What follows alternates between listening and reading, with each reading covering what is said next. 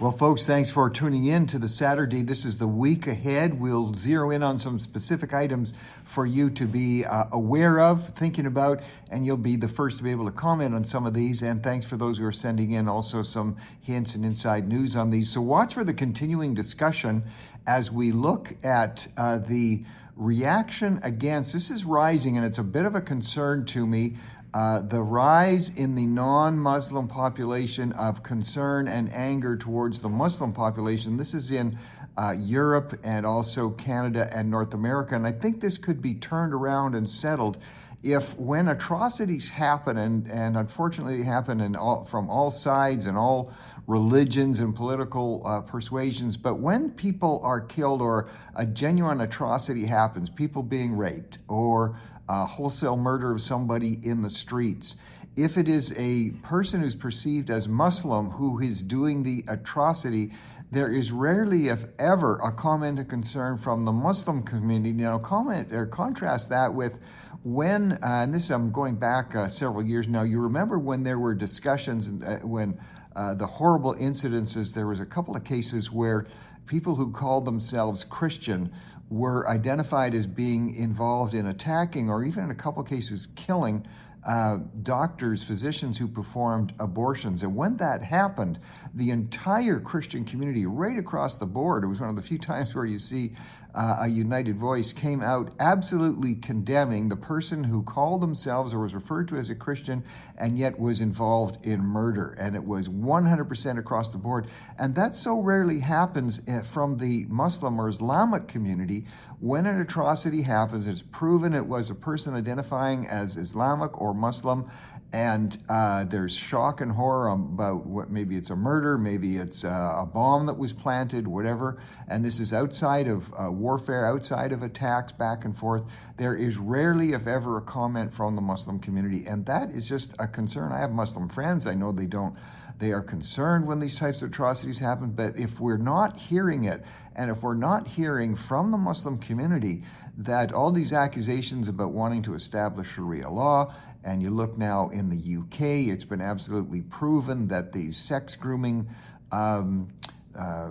operations were happening, and when there's no comment from the Muslim community, it's a concern. So I say that to my Muslim friends, talk to your imams about it. There is a small group and called of Muslim clerics, concerned Islamic clerics, but they rarely speak up and they are not given any credibility. So I'm just a bit concerned about how we're going to see this feeling anti-Muslim, anti-Islamic feeling continue to rise. I'm concerned about that. Iran has stated now, after a couple of days of saying they were going to open up the Straits of Hormuz, that now they're saying no. So watch in the week ahead. What's going to be the reaction of that? I can tell you some of the mid and long-term reaction is countries that need those routes, these would be mainly in the Middle East, are actually preparing brand new alternative routes, which eventually could entirely replace the Strait of Hormuz as a shipping lane, and that will completely destroy what's left of Iran's economy. So Iran, by not agreeing to keep the strait open, actually may be pursuing and accelerating its own economic demise. Watch for that. In the States, there's rumors that the FBI director, Kash Patel, may be on the chopping block. All kinds of accusations coming out about him. They may all be false. They may be untrue, but there's a rumor saying that he may be replaced. Let's see if that folds out. Watch for that in the week ahead. And the Pope and President Trump, there's the debate that goes back and forth, but there's concern rising that the Pope also is not commenting on the slaughter of Iranian citizens, and with news coming out about women that are going to be hanged in Iran and others. The Pope is not sending strong signals of condemnation there against the Iranian regime for killing innocent citizens. Watch for that to develop. In Canada, we're seeing some interesting development here. Watch for this next week as Prime Minister Carney continues to say, and I talked about this yesterday, that the Canadian economy is one of the best in the world. And increasingly, other sources are saying, no, it's not. Check in the National Post, over at National Post today, an article about investment from outside of Canada is virtually drying up coming into Canada. So two opposing views. Watch for that to be a continued point of contention. The BC, British Columbia race for new Conservative leader really heating up, and candidates getting out there aggressively as they should be. My concern, and I posted on this, is that when this race is over, everybody's got to stick together. All the candidates, if they form somebody gets indignant and forms a splinter party, that will only increase the chances that the Socialist or the NDP party will continue to govern in a disastrous way. So I'm encouraging the candidates to be telling their teams that when the race is over, everybody's going to pull behind the winner. And I hate to use an American former statesman on this advice because in Canada we tend to react against anything U.S. But remember, Benjamin Franklin famously said, as they were facing the British Army, he said famously, if we don't all hang together, we will indeed hang separately. So Conservatives in BC urging you, hang together when the race is over.